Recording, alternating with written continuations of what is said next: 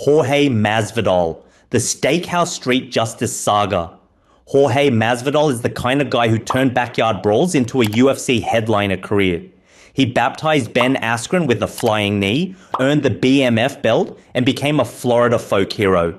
But in 2022, the lines between fight hype and felony blurred badly.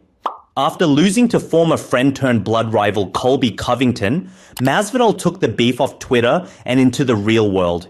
He allegedly waited outside Papi's Steakhouse in Miami, masked up like it was a low-budget Batman sequel, and sucker-punched Colby while yelling about his kids. A tooth was chipped, a Rolex was scratched, and Colby filed charges like a true chaos capitalist. Masvidal was arrested, hit with felony battery, and dragged into the court system. He pleaded not guilty and claimed street justice, but UFC fans were torn. Some said it was gangster, others said it was just dumb. The worst part?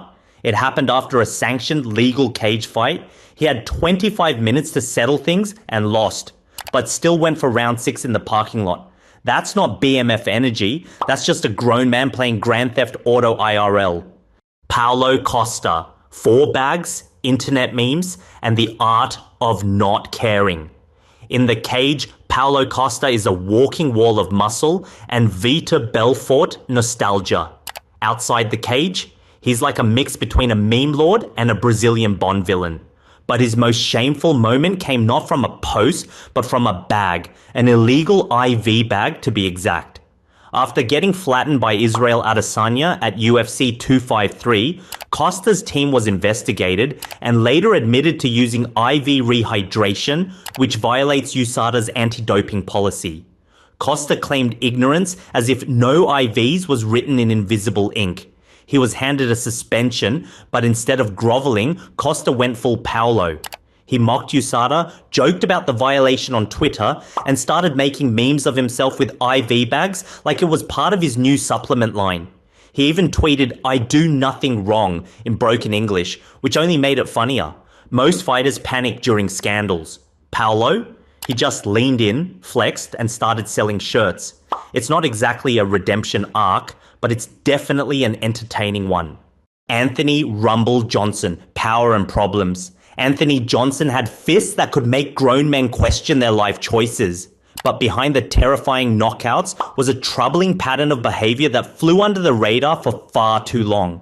In 2015, Rumble posted a now infamous Facebook rant after a woman at his gym dared to use a yoga mat in his lifting zone.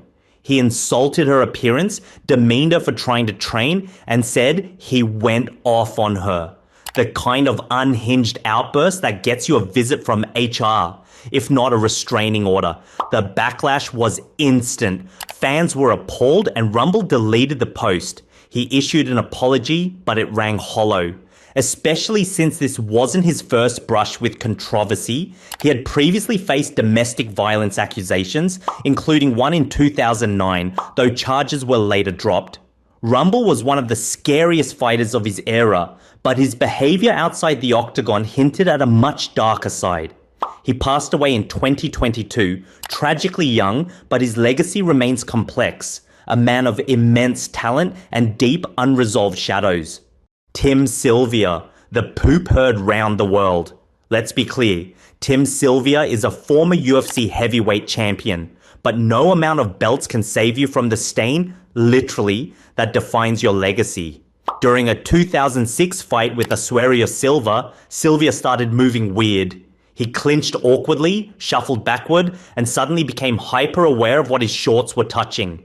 When the fight ended, fans noticed a mysterious brown stain on the back of his white trunks. MMA forums exploded. Did Tim? Surely not. But oh yes, Tim Sylvia pooped his pants mid-fight. A combat sports code, brown. Tim denied it. He joked it was mud. He even blamed nerves. But deep down, we all knew. That one unfortunate moment became a meme, a legend, and a curse. No matter what Sylvia achieved, and he achieved a lot, he'll always be the guy who left more than sweat on the octagon canvas. BJ Penn, the greatest to ever get KO'd in flip-flops. BJ Penn is MMA royalty, a former 2-division champ, a pioneer, a legend. But post-retirement, he morphed into something else. Hawaii's most active street fighter. Over several years, BJ was filmed in multiple chaotic brawls, outside bars, on sidewalks, and once getting KO'd by a guy in slippers. In one viral clip, he taunted a man into hitting him, took the shot, and fell flat. The internet lit up. BJ just got dropped outside a pub. A tragic fall from greatness, caught in 1080p. Dana White begged him to retire. Fans hoped he'd get help.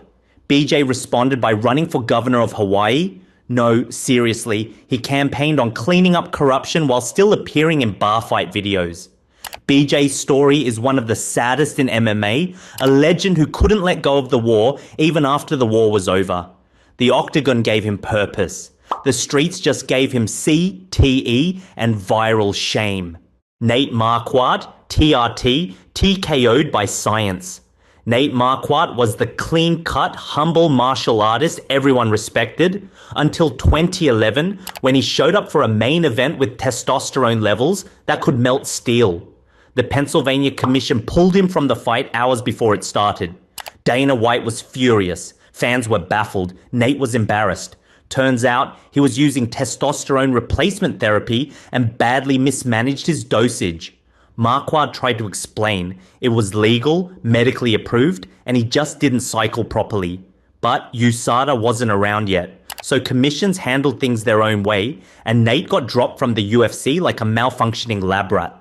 It was the first major TRT scandal in UFC history, and it started a firestorm of debate. Is it cheating if it's doctor approved? Should aging fighters get hormone help? Whatever the answer, Nate became the poster boy for clean fighter dirty levels. Joe Son, from UFC 4 to life behind bars. Joe Son is a name you only remember for two things: getting wrecked by groin shots in UFC 4, and then becoming one of the worst criminals to ever compete in MMA. Years after his bizarre debut, DNA evidence linked him to a brutal gang assault that occurred in 1990. The crime was heinous: physical assault, psychological torture, and sheer cruelty. Joe Son was convicted and sentenced to life in prison. As if that wasn't evil enough, in 2011, just 1 year into his sentence, he murdered his cellmate in cold blood. The charges added decades to his sentence. UFC immediately erased him from history, like a virus in the record books. No jokes here, just facts. Joe Son is proof that not every fighter's scandal is laughable. Some are just chilling. Rachael Ostovich, when the narrative flips. Rachael Ostovich's story started with tragedy. In 2018, she was assaulted by an MMA fighter husband and suffered a broken orbital bone. Her comeback was hailed as brave, and she quickly became a symbol of strength for abuse survivors. But in 2023, the story flipped on its head. Ostovich was arrested in Las Vegas for allegedly attacking a partner during a domestic dispute. Details were scarce, but police confirmed it wasn't her first brush with trouble. The irony was bitter. Once a face of survival, now booked for the very thing she once endured. It sparked debate. Can someone be both a victim and an abuser? How does trauma twist people over time? For fans, it was more confusing than scandalous, but definitely shameful. A heartbreaking reversal from hero to headline. Sean O'Malley, the oversharing Octagon king. Sean O'Malley might be a UFC champion, but outside the cage, he lives like a TikTok personality who got rich off crypto. He's publicly bragged about being in an open relationship, posted near NSFW photos with his partner, and has spent entire podcasts arguing over paternity rumors like he's auditioning for Maury. He's called his fans dumb, claimed monogamy is unnatural, and somehow finds new ways to go viral without ever throwing a punch. In some ways, it's genius. He's built a Gen Z empire. But the scandal isn't criminal, it's cringe. It's what happens when clout becomes currency and oversharing becomes a job. And we're all just watching it unravel, one Instagram live at a time.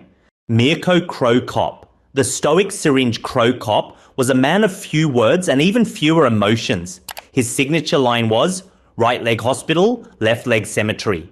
But in 2015, the only thing Cro Cop was delivering was a public admission of ℏGH use.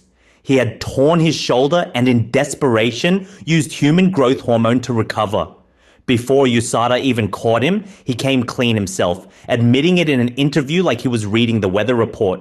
USADA thanked him, then suspended him anyway. Most fighters lie, stall, or lawyer up. Cro Cop just shrugged, said he was done, and walked off like a man who had nothing left to prove, except that he really didn't care about suspensions. His scandal wasn't loud, but it was undeniably shady. And in true Cro Cop fashion, he took it like a leg kick to the face, expressionless. Fighting in the cage is one thing. It's what happens outside that really leaves a mark. Subscribe for more. We're just getting started.